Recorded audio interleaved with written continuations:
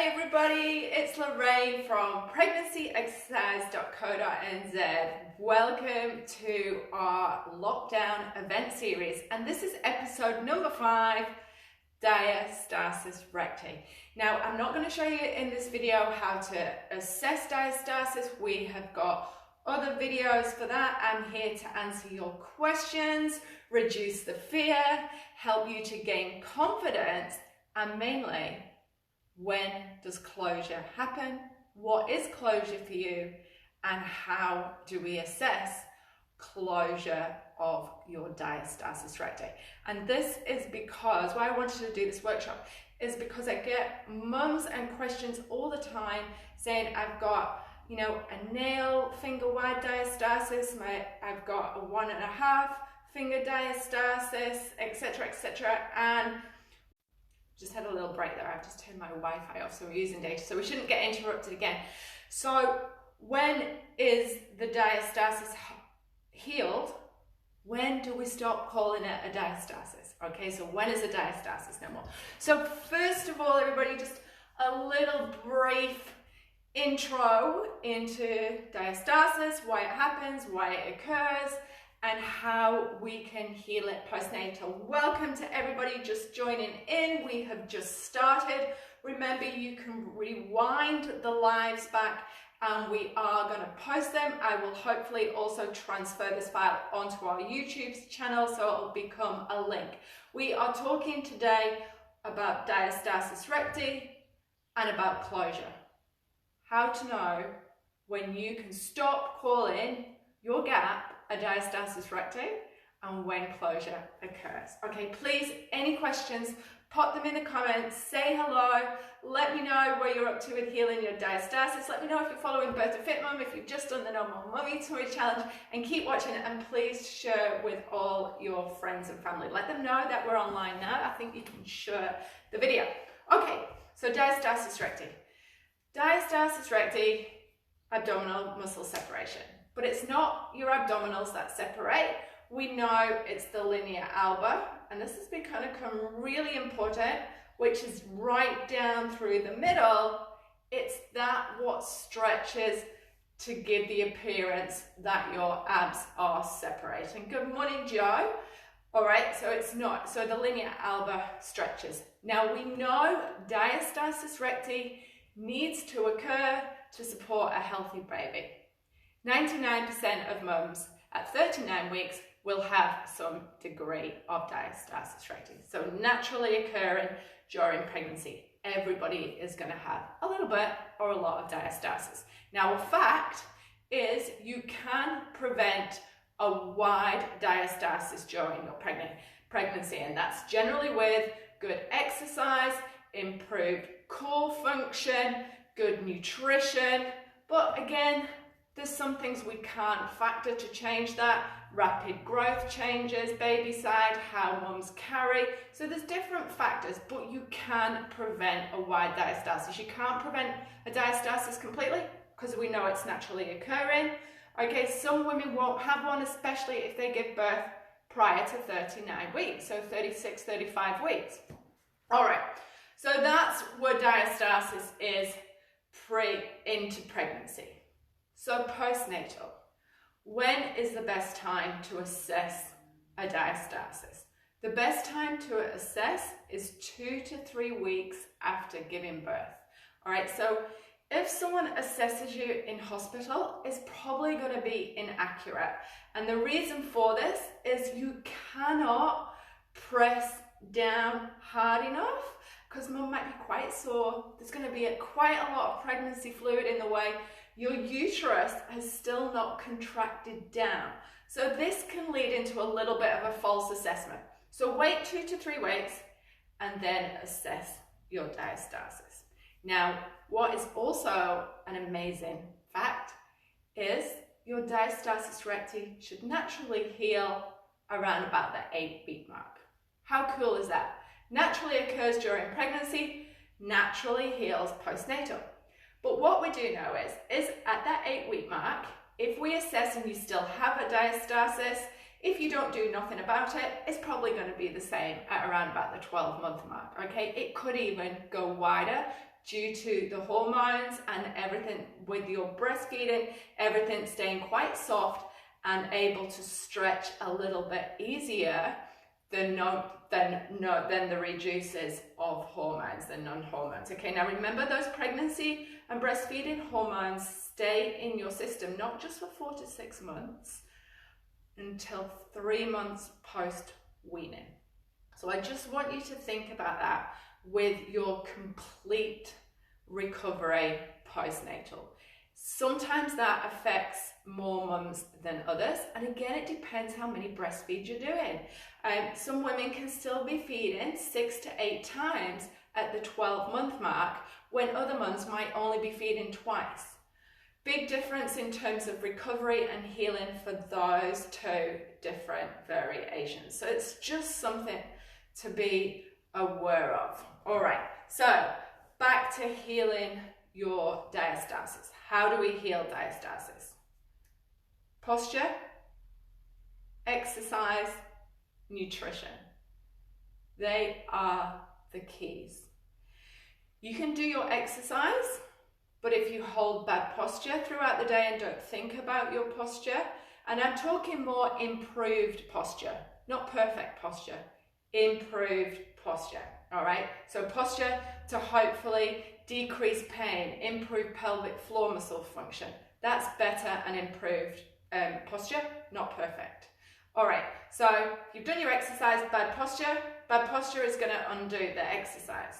If you have a deep diastasis and you have a poor diet, you cannot get the cellular repair and healing in order to rebuild the cellular tissue and for the muscles to bring everything together again. Cellular repair needs to happen when a diastasis is quite deep and less attention. So they're the keys. Not bands, not just exercise. Those three are the key to your optimal recovery post-birth. Now, something what I've mentioned, I think I mentioned it in the 6th week. Even if you don't have a diastasis, 6 to 8 weeks postnatal, you do still need to improve your core strength. Everybody needs to connect with your core strength. Thanks, Chrissy. Hi, Gemma. All right, now what I'm going to do is show you, right, because everyone talks about the gap and what is a gap. I've got 2 finger, 3 finger, 1 finger.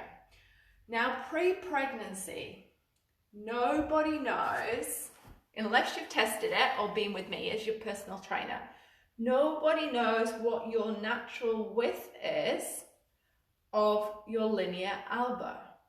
Now that varies from 0.5 to 2 centimeters. All right, so you might be going, oh, twig, that finger is not a diastasis. That's correct, that's not. So what I want to do is show you, and I'm going to show you how to assess different technique and show you in one step how I assess myself. I'm going to lower this down so you can see clearly on the video. Okay, let me just show you this. All right. Just turn it around a little bit. Okay, so can you see the line here? So that's your linea alba, okay? So I've not got a diastasis. I've had 3 pregnancies. I'm one of those trainers who knew what I was doing, even though one of my pregnancies was, you know, nearly 13 years ago now. So I never really had a large diastasis because, again, I could look at the exercise I was doing and had pretty much a good control and a good knowledge base of diastasis throughout my pregnancies. And I got on to healing very, very quickly. So within the first week, after all my babies, I was doing the corrective exercises needed to. All right, so what I'm going to show you is when we assess your diastasis, everybody. And should I just go through this? Do you all just want to check? Okay, so when you're checking your diastasis, I'll just quickly go over. Start off nice and relaxed and just feel your stomach. Really start to press down as well. And what you do is you just start to look for variations impossible tension and holes. We can call them holes. I'm going to take this down a little bit further. Okay. Now when we're assessing diastasis, it's always good as well to have a t-shirt on, because it's not great to press down on skin and you can't move around as much either. So it's always good to assess with a t-shirt on. And actually a lycra t-shirt is not the best. A plain t-shirt is the best. A cotton t-shirt because you can press down deeper as well. So try and have a cotton t-shirt on. Now remember, when you come up first, you exhale pretty much thinking quite relaxed. Always start from the top of your rib cage and you start to press down, and where you feel the deviations, that's where you start to record your diastasis from. So some diastasis might start around about here, finish there, might be around about 3 fingers wide at the widest point, might be about 2nd knuckle deep, so I can get my fingers in quite deep. 4th test is the tension. Okay, so that tension underneath wants to feel like a hard done, pretty much overdone steak. All right, so that's that tension we want to keep all the way down. Anything less than that is starting to change, and that's what you need to note. Often around the belly button mark forever, it will probably be generally a little bit wider than at the top. All right, so this is what I want you to watch. I'm going to try and do this with a pen. All right. Okay, so I've got my marker pen today. So nice deep breath in, exhale, come up. Okay, and I'm going to mark here my gap so you can all see this. All right, I've not done this before. I didn't even test this. So I'm hoping it's going to work. Okay, and then you can see it. Hey, we can see it. All right, now can you all see that I've not got a diastasis? I'll get it here. So now, right down now at the belly button. Yeah, maybe goes out a bit there. And it's about that wide there. And there. Let's see that. So that's, so what I'm doing is there, I'm going to give you a good visual, everybody, on what we're doing. And the length, so, check this out. Okay, can you see? So the linear elbow, naturally healed, is a good finger. And then if you look around this point, can I get any closer? Yeah, it's probably a little bit wider. So we know that natural gap. So please, mums, when you're saying you've got a finger or a 2-finger gap, you know, even this here around the belly button, see where I marked? You can just about see it goes a little bit wider than natural. You know, it's 1.5. I have not got a diastasis. This is normal. You can see that now. Look at that. I should mark some 6-pack on.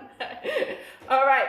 So I'm really hoping that gives you a good guide and a great visual to see that your core can't come all the way together like a zip. It doesn't happen like that. There is still the linear elbow, which is in the middle, and this thickness will range differently from person to person. All right, so let's go back on this test. Right, now what I want you to do is, all right, so this time when you come up to assess your diastasis, or you've got an idea now of how your stomach feels, I want you to contract your pelvic floor. I wonder if I can get a difference on here. Okay, so pelvic floor and transverse activation as you come up.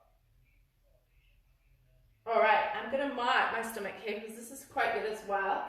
All right, again, just remember I have not tested this, so I wasn't sure if it was going to work. Okay, so generally when we know we've got good core control and good core function, your diastasis around the widest part should probably go shallower. But look at this. See? Can you see? The second mark, that's where it was when I was contracted. A little bit wider. So some will say they've still got a 2 centimeter gap there. It's still not a diastasis. All right, great shot of my belly button. All right.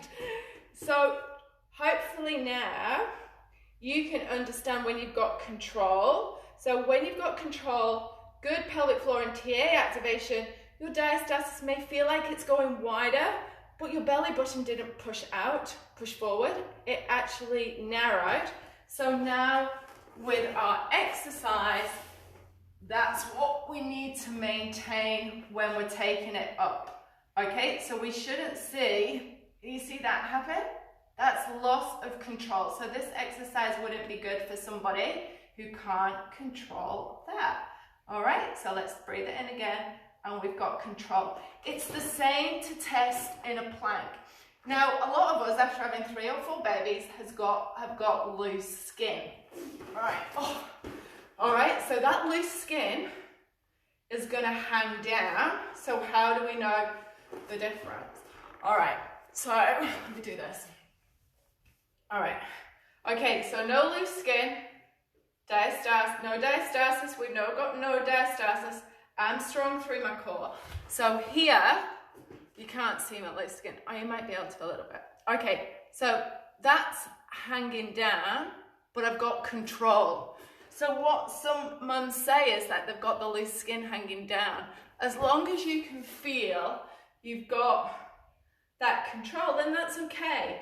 So many of us have loose skin hanging down, especially on the press-ups, but you have control. So you're not pushing forward, you're not feeling back pain. You know your posture is good. So here in a press-up, nice and strong, control all the way down.